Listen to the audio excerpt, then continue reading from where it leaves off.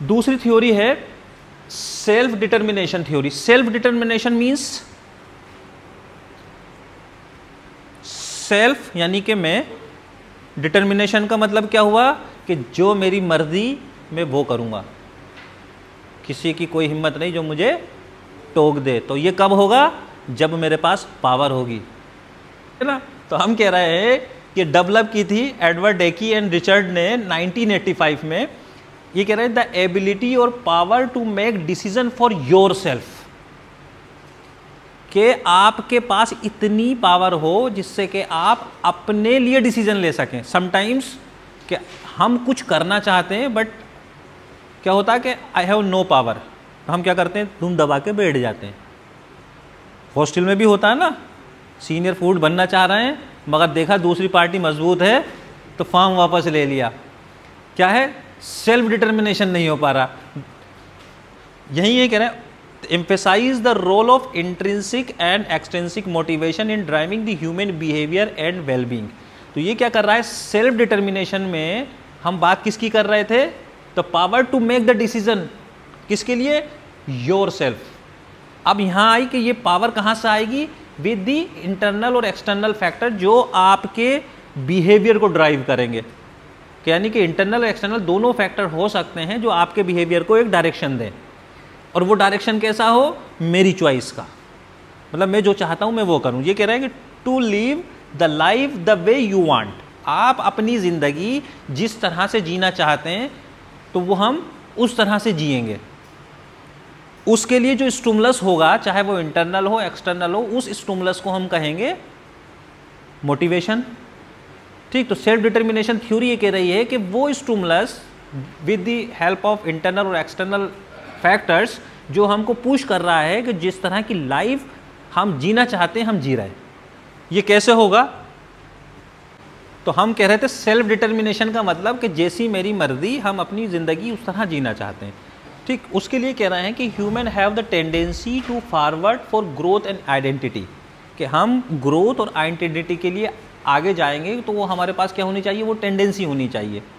तो उसके लिए इंपॉर्टेंट है कि सबसे पहले कह रहे हैं कि हमारे पास क्या चीज़ होनी चाहिए?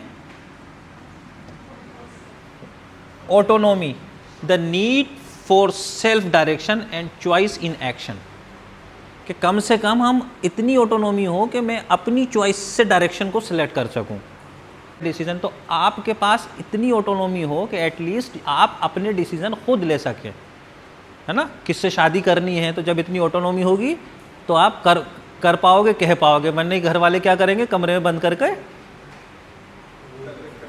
तबीयत हरी कर देंगे। ठीक, उसके बाद कह रहे हैं कॉम्पिटेंसी, आप the need to be feel effective and capable in ones activities. It is means कि यू शुड बी मोटिवेटेड। कब होंगे?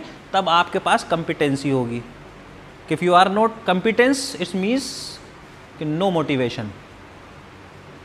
आपसे साइकिल चलानी नहीं आती या बाइक चलानी नहीं आती, आपको कोई चाबी दे दे कि हाँ उधर चले जाओ, तो आप मोटिवेट नहीं होंगे। आपसे अगर चलानी आती है, you are capable, you are competence, तो इट इज़ मीन्स कि आप उसके लिए एफर्ट करोगे, यानी कि फिर वो आप मोटिवेटेड होंगे।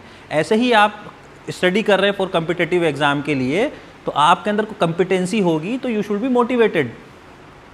अदरवाइज क्या होगा कि आपको लगेगा कि मैं बीपीएटी पास नहीं, बड़ी मुश्किल से हुआ तो नेट और जेआरएफ तो होगा नहीं, तो चलो पीछे, नो मोटिवेशन। तो at least you should be competence. तो ऑटोनॉमी, कॉम्पिटेंस, और कह रहे हैं relatedness, the need to feel the connected and supported by others. कह रहे हैं कि connected and supported by others, यानी कि हम कनेक्टेड हों, यानी कुछ चीज़ें ऐसी होंगी कि जो हमारे से रिलेटेड ही नहीं है। फॉर एग्जाम्पल हम यहाँ स्टडी कर रहे हैं, मेन पर्पज़ क्या है? टारगेट हमारा गोल फॉर जेआरएफ नेट। अब हम यहाँ आपको ऐसा सब्जेक्ट पढ़ाने लगें कि जो उससे लेना ही देना ना हो, तो क्या होगा? क्या आपका मोटिवेशन नीचे चले। एटलीस्ट कि जो चीज़ जितनी ज़्यादा टेस्ट में आती है अगर आपको पता है और आपका फोकस और आपका टारगेट उसी डायरेक्शन में है, तो आपके हिसाब, अगर आप उसी टॉपिक को स्टडी कर रहे हैं, वो ज़्यादा connected is means you should be more motivated, यानी स्टिमुलेशन क्या होगा? ज़्यादा होगा, आप एफर्ट उसमें ज़्यादा करेंगे। तो ये कह रही थी कौन सी? सेल्फ डिटर्मिनेशन थ्योरी, कि मेरी मर्जी मैं जैसी ज़िंदगी जीना चाहता हूँ जी सकता हूँ, मगर सिर्फ 3 कंडीशन है कि आपके पास ऑटोनॉमी हो, आपके पास कंपिटेंसी हो, आपके पास रिलेटेडनेस हो। यानी कि आप पहले अपने आप को कंपिटेंस बनाएं, फिर आप ऑटोनॉमी आपके पास हो, फिर रिलेटेडनेस। यानी कि अगर आप नेट JRF PhD हैं तभी आप असिस्टेंट प्रोफेसर का फॉर्म भर सकते हैं, यानी कि उस लेवल पे आप पहुंच जाएं। फिर आपकी चॉइस है कि मैं इस यूनिवर्सिटी में नहीं, इस यूनिवर्सिटी में मैं जॉब करूंगा, मेरी मर्जी है ना।